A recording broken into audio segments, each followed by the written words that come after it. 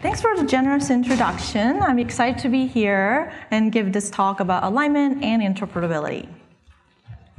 A good place to start this talk is by defining what value alignment means. I stole this slide from Eisen, who defines this as how can we align AI with human values so that it reliably does what we think it should do. And this definition aligns with the one in the book, The Alignment Problem by Brian Christian. And this book will reappear in this talk again. Now, once you define the problem as such, now you can break this question into two. You ask a technical question, how can we encode those values? And then there's also a normative question, what is the value? Now, I want you to keep these two questions in mind, but play some thought experiment with me. So let's say we're trying to align values of two people, and they happen to be from two different cultures. And these circles represent vocabularies and concepts that could be described using these vocabularies.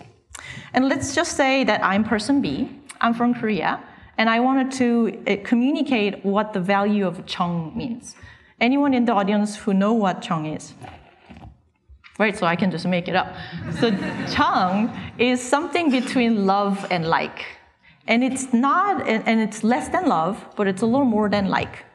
But it's never a romantic thing. And also, it's something that doesn't happen suddenly. There is no Chung at first sight. It has to take time, and it kind of grows into you.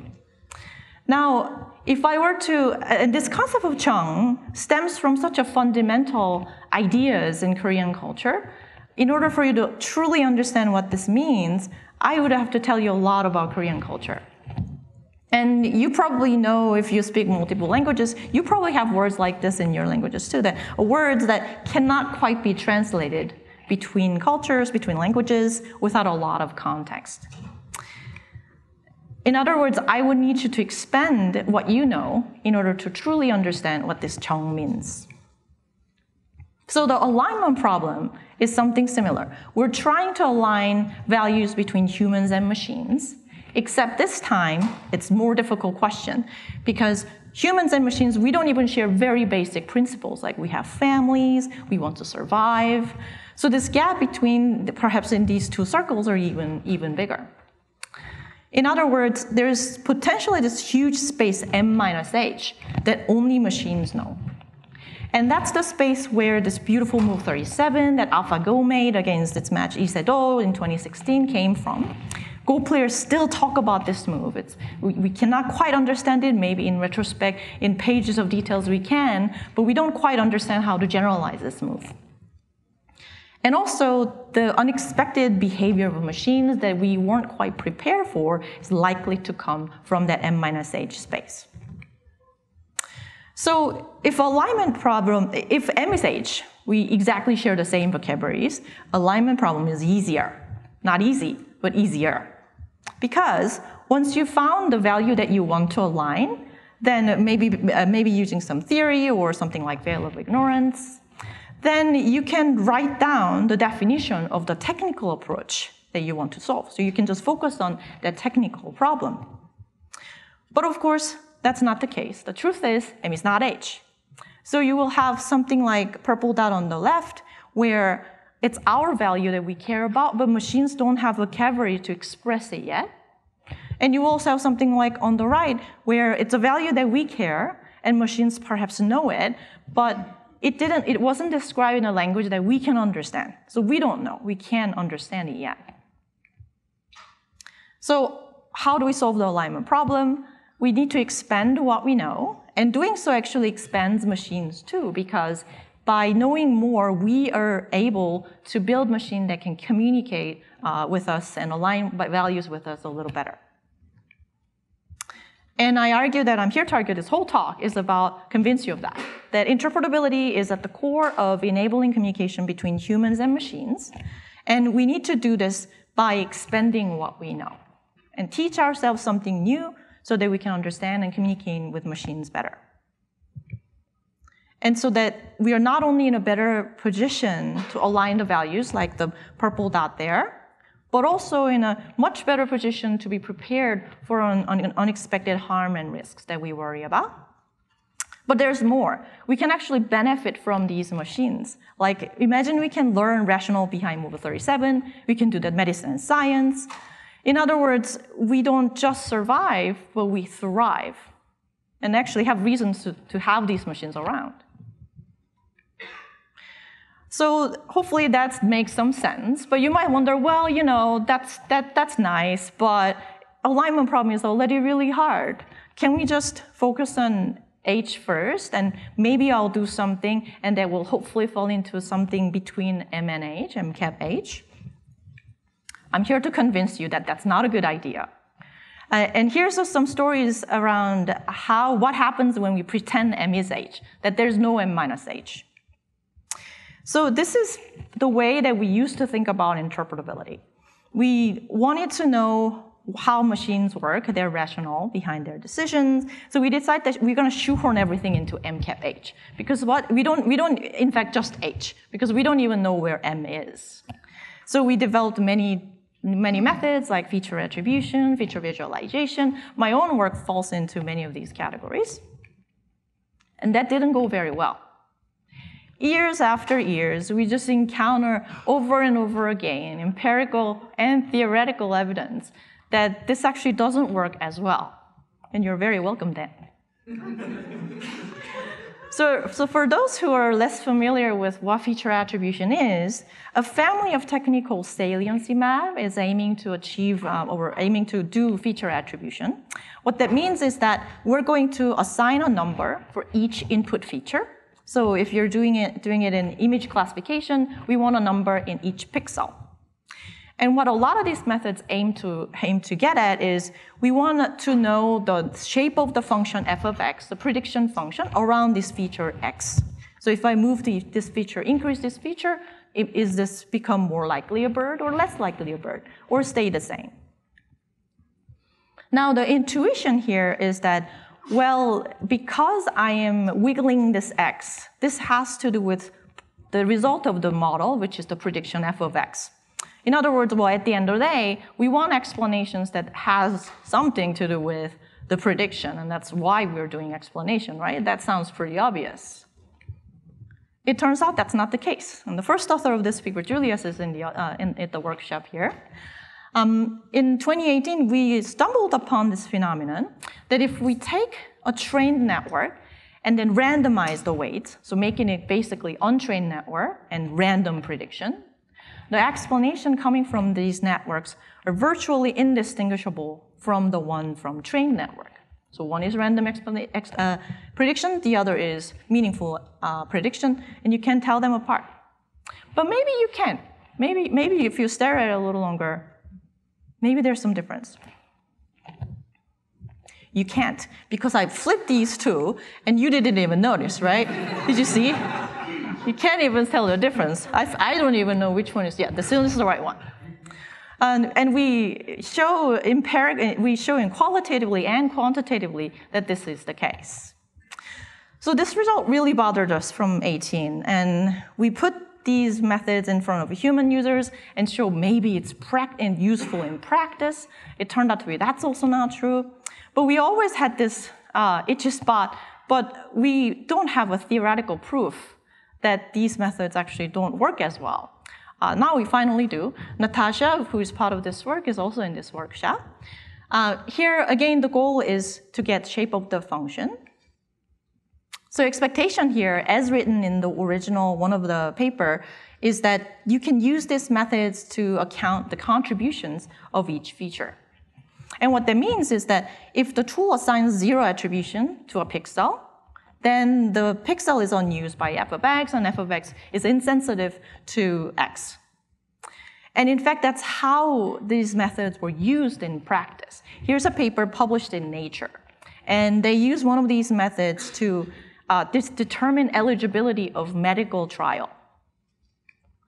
Our work says none of these inferences are true.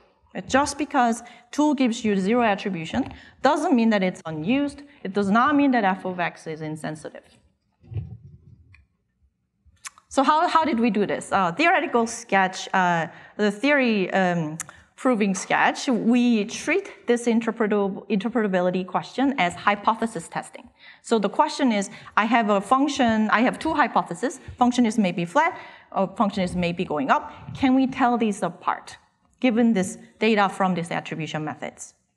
And we show that methods with complete and additive properties, by the way, very reasonable properties to have for these methods, those methods has to satisfy this performance inequality. 1 minus true negative is less or equal to true positives. And what that means is that is this line over here in the graph. Ideal method would have 1 true positive and 1 true negative. And this is, oops, no, that's not pointer. That was not pointer. One ideal method is in the corner and random guessing in this line, and all methods falls under that line. So you might say, well, that's just maybe worst case. Maybe in practice, this works well, happens to some structure coming from neural network. It turns out that's not the case. So we did this empirical testing for 2 concrete downstream tasks, recourse and spurious feature. Recourse is very commonly used in task. It essentially means if one of my feature is my income, then if I make more money, would I have approved of this loan? And spurious feature you're probably familiar with. And both of these concrete downstream tasks reduces to hypothesis testing so that we can do this. And for CFAR10, for both of recourse and spurious features, we see that actual data, the performance lies around that random curve. It's a mirror image of the previous curve you saw. And this was true for a lot of other data sets.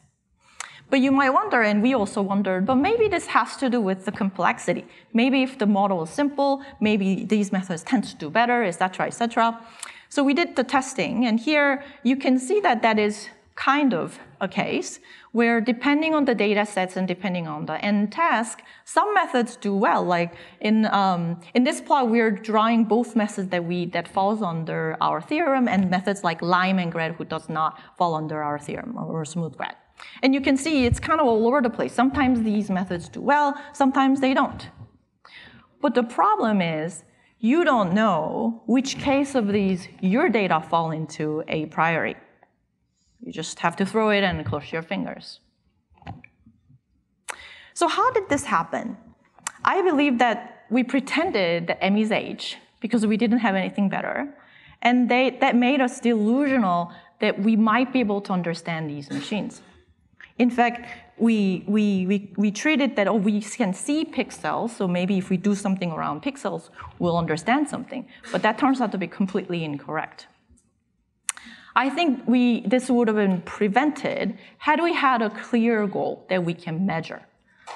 If we had, then as we developed these methods over many, many years, including myself, we would have got the signal that we're not getting anywhere near the goal.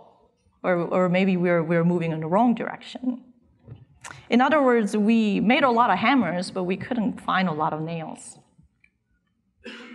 Because once goal is clear, there's actually really a simple method to solve this problem.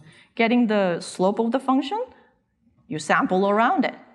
And the question is, how many samples do we need? You can actually, we show in this paper that you can take this curve upwards by having more samples, having, if you have more features, then you will need more samples, et cetera, et cetera. And you can actually do this if you had clear goal. This might not be your goal, but if you had a clear goal, you can just do this using simple method. So what do we learn? I still think that saliency maps can be useful if that saliency map method happens to align with your goal. Like if you're just trying to generate some hypothesis in a low-risk explorative setting, then this might be your choice. And also pushing science is important too. And I think in particular in mechanistic interpretability may provide foundational insight that get us closer to human-machine communication. But we still have to have our eye on the goal. If your goal is to cure cancer, you don't just randomly pick a gene and try to study random aspects about that gene. You carefully select what to study and how you study it. And I think that's what we should do. In other words, always ask if you're developing a method, if your method is an answer, what's the question? So hopefully I convinced you that pretending m equals h is not going to be a good idea. So then your question might be, how do you do m minus h? How do we learn? Like, is that even possible? Here's a couple of reasons why you should be skeptical. So how do we know a machine is a superhuman? Because it's a superhuman, it's beyond us, so we don't know. And who should we teach? Who should be learning? Who is the expert? Who is at the best frontier of human knowledge? How do we know? Like, good doctors even themselves disagree, so how do we know who to teach? How do we verify that we learned something new? Because again, this is superhuman, so we wouldn't know, we wouldn't immediately notice. Chess offers an amazing playground as a showcase, as a case study, because in chess, there's a clear win and lose. You have an ELO rating that Sam talked about a little bit too, that tells who is better than whom. And you also know who are the best right now because there's tournaments and games every week, every day. And we have grandmasters who are clearly at the frontier of human knowledge. And we can also confirm that experts learn something by quizzing them. Because there's a board position, we can ask them to make a move to see learning has made an impact on how they play. And we have, of course, AlphaZero from DeepMind that beats Stockfish Engine, which is the best chess playing engine out there, only after 4 hours of training from scratch. And AlphaZero learns it from self-play. That means it plays against itself. So the question is still, is this even possible? TLDR is yes, it is. Otherwise, I won't be spending all this time telling you about this. So I mentioned that AlphaZero is it learned how to play chess via self-play. And what that means, it has never seen how humans play chess. So you might first wonder, well, is there any overlap? Do we even have MCAP-H? Some of our previous work showed that yes, there is some evidence of AlphaZero having human chess concepts. And this work that I'm about to share with you is taking a step farther and asking, can we excavate some knowledge from M-H and teach it to grandmasters? This kind of work is only possible if stars align. And I was very fortunate to work with Lisa, who herself was a chess champion and had a professional chess player life before she joined as a PhD candidate at Oxford. And this work wouldn't have happened without Lisa. And we had amazing grandmasters who participated. I'll talk more about them in a bit. So again, here, our goal is clear. Our goal is to teach grandmasters new chess concepts and make an impact on how they play the game. The approach is rather simple. So first, we start with some ingredients. We discover concepts by embedding that concept into an embedding vector in policy value network. And we filter concepts heavily because we want to be very, very picky when these concepts get delivered to the grandmasters. And we evaluate algorithmically, and I'm going to share more importantly how we evaluate this with humans. First of all, you might wonder, what is a concept? We define as the following. We define it as a unit of knowledge that is useful for a task. In this case, winning the game of chess. And we impose two properties, not to say this is all the properties that you want, but this one happens to align with what we're trying to do. One, it's minimal, that it cuts out all the fat and it's sort of concise, and that it's transferable. It can be taught to AI agent and eventually to a human. In chess setting, we assume that a concept gives a rise to a plan, a deliberate sequence of moves that players play. There's many ways to operationalize this, but this is one way we choose to do it. We learn a sparse vector, and we confirm that this can be transferred to another AI agent or human grandmasters. In a measurable way, it's very important, as it's quantitative. So how do we discover concepts? We do convex optimization, constrained convex optimization. Pretty simple thing. One thing to note about AlphaZero, it's not one network, it's actually two components, policy value network and MCTS, tightly working together to generate those moves. So our optimization process incorporates both of them. So here we're trying to learn a vector VCL such that the following constraint is true, and the constraint comes from MCTS. So MCTS is like a tree. At each node you have a fork. You have chosen path and unchosen path. Chosen path is given the green dots, and the red ones are unchosen one. And we simply say, well, if there were a concept in this VCL, then a concept would more strongly present in the chosen path than any other unchosen path. There's a lot of unchosen paths because at each time step t, you have things that you didn't do. Right? So you can kind of enumerate that inequality equation. Now we filter a concept a lot, and this turns out to be very important. We filter it in two different ways, teachability and novelty. Teachability is we want to ensure concepts can be taught to another AI agent. This is like if you're teaching another a student of a math concept, then what you do is you give them an unseen math problem and see if they can solve it. And that's how you verify that they learned something, and we do the same thing here. And we do that by following three simple steps. We choose prototypes, positions, sampled from AlphaZero's previous games, and that closely relates to this concept measured by cosine similarity. Pretty simple. And then we teach student by minimizing the policy of student and the teacher, the KL divergence, a simple thing. And then we test students on an unseen data, like they never seen this position before, and we measure how similar the students' moves were compared to the teacher who knows this concept. We filter 96% of the concepts in there. And what's also interesting is how we enforce novelty. We do it in two different ways. One is we do it by construction. We use two AlphaZero models, one at the final training step, and one a couple of 100,000 epochs before that. And we only use positions that the two disagrees. Now remember, both of these AlphaZeros are already superhuman. So we're doing this as just extra insurance. Second, we define what we call novelty score by doing the following. We first create sort of a language for humans and AlphaZero. And you can do this by decomposing human games like ZLH, and you can decompose it to find some orthonormal basis. And you do the same thing with AlphaZero, but make sure you only encounter the same number of games, of course. Otherwise, one will have more information. And then we see, if I were to reconstruct that concept vector VCL, which one works better, the AZ basis, AlphaZero basis, or human basis? We say the novel ones are the ones that are better reconstructed using AlphaZero's language or AlphaZero basis. And that's how we define novelty score. And given that we filter a lot of it, and Lisa painstakingly went through them to make sure it's not silly, and we finally deliver those concepts to grandmasters. So here's how we did it. In phase one, we gave players a set of positions, and we asked them, make a move, and we collect them. And in phase two, we show what AlphaZero would have done on those positions. And this is the learning step. They're learning new concepts. And phase three, we give them unseen set of positions and ask them to make a move again. And we compare how well they did, how well they learned this concept based on how much they improve, comparing phase 1 and 3. And all players, some of them significantly improve and learn. Now, we're doing something interesting in this phase too.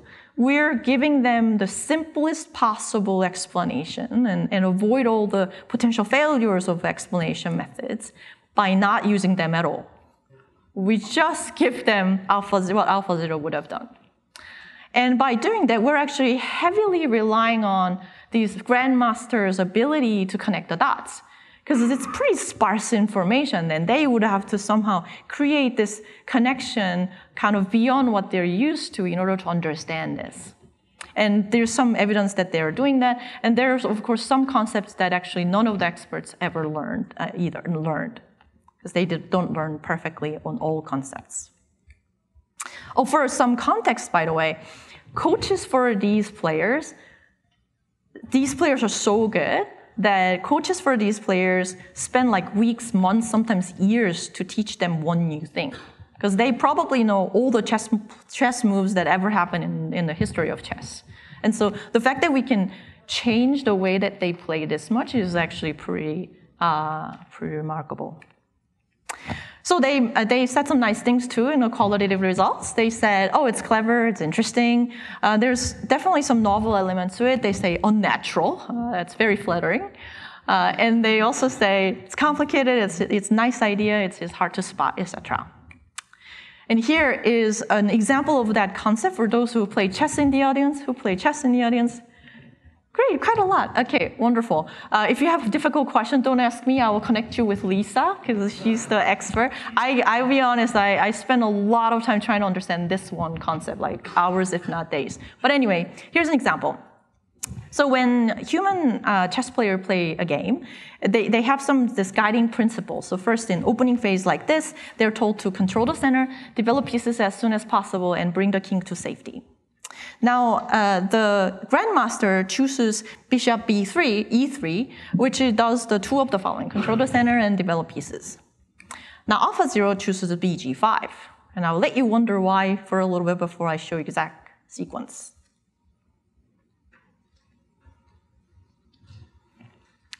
It sort of does kind of a crazy thing. So here is the exact sequence.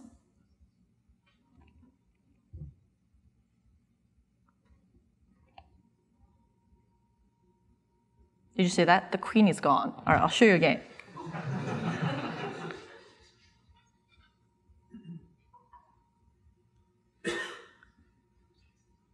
Boom, there. Right. It's kind of crazy because in queen is the most important piece in your game, on your board.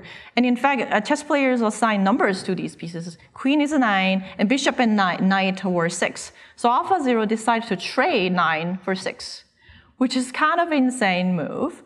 And it doesn't happen very often in human games. And only time this would happen in human game is for a tactical reason, which means there's an immediate gain, like checkmate. But in this case, what AlphaZero did is it sacrificed the queen to gain long-term dominance on the board, and in particular, provoke weakness in black. And this is a grandmaster's words, that it's clever, that it provokes. So this was like, in hindsight, was also understandable by grandmasters. And grandmasters trained on this concept improved by 50% in phase 3. And of course, there are many, many, many other concepts in our paper, which is in an archive. Some of the other fun theme that runs in AlphaZero's concepts, AlphaZero does not seem to care about the rules. Like humans are told to abide by certain rules. AlphaZero doesn't care. There's a rule that says you only touch each piece once in the opening game so that you can quickly kind of establish your position. AlphaZero doesn't care. It touches everywhere and it kind of replaces pieces everywhere. And AlphaZero tends to be also flexible in planning and executing those plans. In human chess, you develop a plan on the left side of the board, then you kind of stick to it and you see it through. And right side of the board, you also do the same thing. But AlphaZero just goes left and right all over the place, which is kind of interesting. So to closing note, I think the goal of an alignment problem and interpretability both are about establishing this communication channel between humans and machines. And I argue that better way to do interpretability is that we extend ourselves, and when we need to learn something new in order to establish this communication. And in a way that I'm even willing to go a little stronger than that, that might be the only way. And by doing that, we're also expanding the machine's representational space, because we are better in position to build machines that can better communicate with us. And here I show the cute example of chess, but of course we want to go way beyond this. And this was just an example to show, well, this is possible in a measurable way, learning something new from M-H. And we want to build the vocabulary of this M-H space that we can acquire. Maybe my son will be learning these vocabularies from his school going forward, because that's something that is essential for humankind. Like we learn math and other science at school, and we're very trained in that. It wasn't something that you weren't born with, but now you're used to it because it's useful for your life. I want to close with this excerpt from the alignment book. Brian was going through some archive of Alan Turing, and here's Alan Turing talks about how he was trying to teach something pretty simple to the machine, and he tried everything, and the machine was kind of slow to learn. So he really had to like enumerate all the sequences to make this machine to do something pretty simple. And his panelist and colleague asks, but who is learning? You or machine? And Turing answers, well, I suppose we both were. Special thanks to Claire, who helped me prepping this talk. And with that, I'm happy to answer any questions. Hi, thank you for the amazing talk. I'm a huge fan of this direction. I mean, I literally named my lab Conceptualization Lab. But I have a question about the cultural problem here. How do we invent vocabulary and concepts that won't regress onto a simpler interpretation that people find easier to understand? That seems like a huge problem with complex concepts. Like, people misuse p-values all the time and say they're confirming the hypothesis instead of rejecting a null hypothesis. How do we think about creating a vocabulary that humans can understand and still actively explains machines? Ah, interesting. So is it like our own fallacy rather than machine's fallacy? Well, you know, that's a fun question, and I'm really advocate for studying humans as much as we study machines, because we don't even understand ourselves very well. And until then, we can't really think about this fallacy. Like Sam talked about the biases of our humans that's not well studied. Maybe if we correct someone 10 times and they still make the wrong decision. And this does happen, right? Danny Kahneman's book of Undoing Project, one of my favorite books, talks over and over about how well-trained statisticians make wrong judgment over and over again about statistics problem, right? If you write down math, you can solve it, but intuitively, we're just wrong. We're just primed to be wrong. So to answer your question, I don't have an answer, but I think we should really think about how we think about us in this equation. It's not just machines, and it's us studying ourselves. How to fit this puzzle together is the part of the puzzle. Thank you. Thank you for a great talk. You found some minimal and transferable concepts from M, and then you formed this new H, which we could call H+. However, M minus H+ might still be non-null and contain very important safety concepts. And in general, why do you think it should be possible to expand M+ to be large enough to capture everything that's salient? And also, why do you not focus on restricting M instead of expanding H? Yeah, that's a great question. So first question, I don't think we will ever be in a world where M is H, right? Let's rule that out first. This doesn't even happen between two humans, right? Two Koreans, you put them in the same room, they don't know Korean things. So the question is, where do we focus our intention, our time? Which H+ should we learn? And I think that's a decision as a community to decide. I think next step for those who are interested in is to go beyond chess and think about a particular problem that we may encounter, like hallucination, to see how we can acquire that H+. So that's one thing. And your second question was? Why do you not focus on is M directly, right? Because it's too big. We don't have time to learn all M, right? We can probably only learn some of it, and quite frankly, I think there will be things that it might be just impossible for current human intelligence to understand. So we don't want to cover all M. That's kind of waste effort. We don't have a lot of time, as we talked about in this alignment workshop. So we want to really make an intentional decision of what we want to study.